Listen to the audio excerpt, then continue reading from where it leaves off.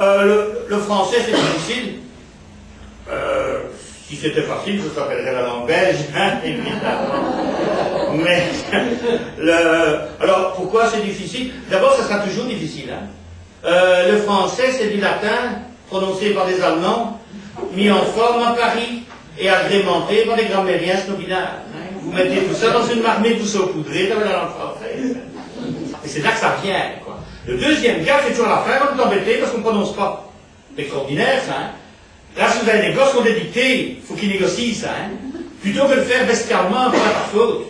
Qu'on fasse la moitié des points sur la première moitié du mot, et la moitié des points sur la deuxième moitié du mot. Et je suis sûr que dans le début, il y aura bien 5 points de temps en temps, hein, et ça serait plus juste, hein. Et toujours à la fin, hein. Si gros met un P, je chante.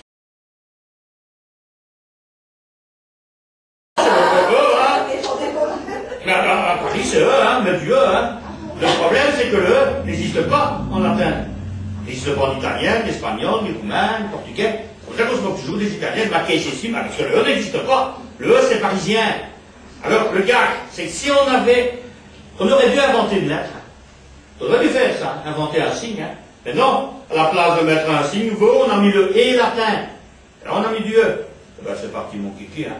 C'est foutu, hein. Alors, du coup, quand on dit, qu'est-ce qu'on fait? Bon, on met des accents. Et puis on met deux consonnes derrière, puis de temps en temps une, et puis ça varie. Hein. On met un U derrière, on a E, on met un N, on a un. Vous voyez, ça coûte cher, c'est H-E-R, mais un archer, c'est H-E-R aussi, mais on ne prononce pas pareil. Regardez bien, je jette au moins 2 T, j'achète au moins un accent grave. Quand il y a un pataquès quelque part, il y a toujours un qui traîne. Hein. C'est à cause de Paris.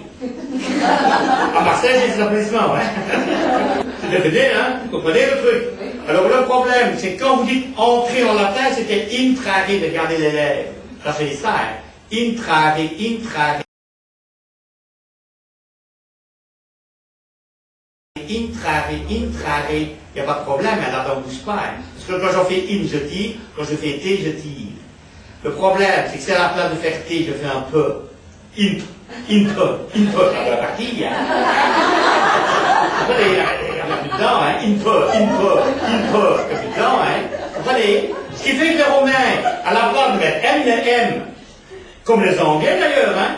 Regardez ce que le ventriloque, hein. Important. La dent n'est pas atteinte, hein. Donc elle tient, hein, elle bouge plus, hein. Vous comprenez le truc? C'est pour ça que les Romains ou les Anglais d'ailleurs disent incredible, mais important. Je ne garantis pas l'accent, mais enfin, c'est à peu près ça. Vous voyez le jeu. Nous, on s'en fout, hein, on dit incroyable, important. Oui, mais pour la même raison qu'on dit brainstorming et non pas brainstormage. Eh ben, on a gardé la règle. C'est pour ça que les générations de mômes, on doit apprendre par cœur, comprendre le M, le B, et puis, si vous avez des mots, expliquez-leur, hein. D'abord, ça bluffe l'instituteur, qui ne sait pas. Et puis, en plus, en général, la période, ils sont très sensibles aux chutes de dents. Vous voyez,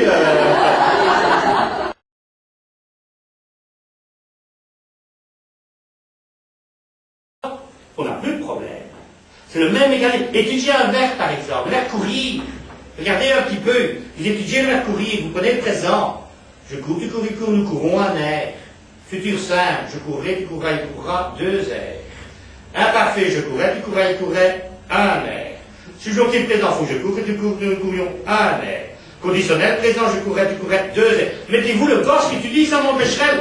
Mais ça met des heures, hein, pour faire connaître qu'il y a un air, connaître qu'il n'y en a pas. Et dès qu'il l'a retenu, puis il l'a oublié 3 mois plus tard. Eh bien, qu'est-ce qu'il faut faire? Il faut mettre la logique de la mémoire. Et la logique de la mémoire, c'est quoi? Et c'est d'abord le nous qui donne tout. C'est-à-dire, le nous vous donne le présent, l'imparfait, le participe présent et le subjonctif présent. Nous dissolvons, fait je dissolvais, en dissolvant que je dissolve. Nous partons, je partais, en partant que je pars. Nous résolvons, je résolvais, en résolvant que je résolve. Nous connaissons, je connaissais, en connaissant que je connaisse. Nous croissons, je croissais, en croissant que je croisse. Eh bien, quand on a fait repérer ce bazar, qu'est-ce qu'il faut savoir? Que nous courons, c'est un air. Comme nous courons, c'est un air. L'imparfait, ça sera un air. Le participe présent, ça sera un air. Et le subjonctif présent, ça sera un air. Le futur inconditionnel part de l'infinitif, hein. C'est normal, puisque comme un infinitif, ça se passe toujours de même. Oui, hein. Si je vous dis, tu peux venir, vous viendrez quand? Après. Vous restez manger parce que vous allez bouffer. Après. Eh bien, comme par hasard, vous prenez l'infinitif. Vous mettez AI derrière, vous avez le futur. Hein.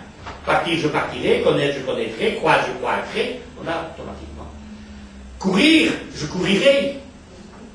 Maintenant, si vous le dites 10 fois de suite, je courirai, allez-y. Hein. Et imaginez qu'il n'y avait pas de dents qui bougeaient. Je courirai.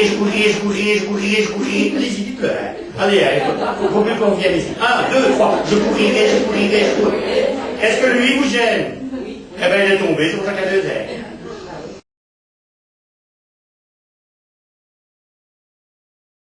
Attendez votre nom dans les airs, quoi. Hein. Vous voyez, par exemple, sur une boîte, il y a un chapeau. Sur le verre boîté, il n'y en a pas. Là, normal, hein, sous la boîte, il y a un pouvette, le mec qui boit, le chapeau est tombé. Vous comprenez, parce que c'est en 2 mots, pourquoi en un? La réponse est toujours plus longue que la question.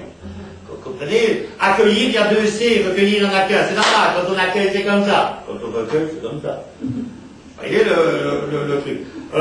Tous les verbes en G, c'est AG, c'est AG, un seul G, quoi. Sauf agglomérer, agglutiner, agglutiner.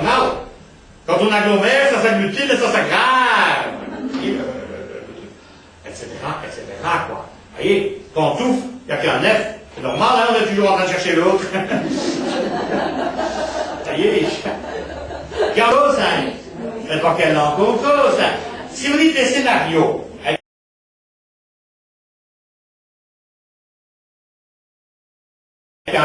c'est juste en français, mais c'est une faute d'italien. Si vous dites des scénaristes, c'est juste en italien, mais c'est une faute de français. C'est comme on dit, je vais à London ou à Londres, le moment que t'arrives. Hein. En parenthèse, quelqu'un vous allume avec scénario, vous dites rien, vous dites, on dit des scénarios, ah bon, d'accord. Et alors, un petit peu plus tard, vous dites, oh, hier j'ai taché ma chemise. J'ai laissé tomber un spaghetto dessus. Je pense que spaghetti, c'est moins bien traité que scénario. En général, ça passe. Le message est scénario, c'est pas ta caisse. Maintenant, et pourquoi se fatiguer? Regardez, un homme vert, une femme, un homme vert clair, une femme, un homme vif, une femme, un homme rouge vif, une femme, rouge vif. Ça veut dire, ah non, ça veut dire que quand il y a 2 mots pour une couleur, il n'y a rien qui bouge. Mais pourquoi s'embêter à étudier l'autre trait? Tu rajoutes clair ou foncé derrière, et c'est invariable. Le mec, il mettait des bulles, des fonds d'écran orange. Ben, j'ai mis orange clair, orange foncé. Et si vous ne savez pas si c'est clair ou foncé, vous mettez classique. Vous prenez le facial de la... Ça peut les faire marrer. Et pour le verbe appeler, avec les gosses à marque-tonnerre, la vache fait un L, la chèvre en fait 2. Je t'appelle! Je t'appelle! Appelez-moi! La vache c'est un L. Je t'appelle! Bien, la chèvre c'est 2. Tout ça, tout qui marche avec les gosses. Au bureau, c'est plus délicat.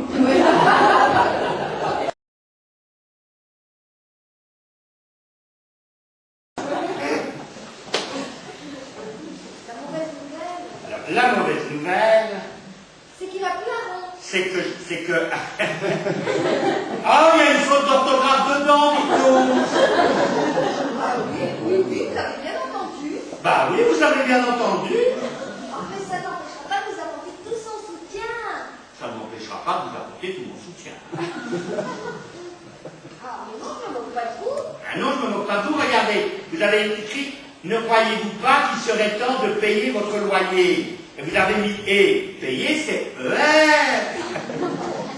Pendant que je suis en train de vous parler, en train de négocier un repas de sa gardienne. Ah non, c'est pas trop grave, hein. Vous remplacez par un verbe du 3e groupe. Foutre, par exemple. Vous n'allez pas vous laisser tomber, hein. Vous voyez, par exemple, ne croyez-vous pas qu'il serait temps de me foutre la paix? Vous entendez foutre, c'est vrai, vous entendez foutu, bah. Voilà. Vous êtes faux de laisser tomber. Vous êtes génial dans cette pièce. Ah non, vous ne me faites rien. Oh ben non, oh, attendez, alors, je ne suis pas le genre d'homme à gagner de l'argent avec l'orthographe.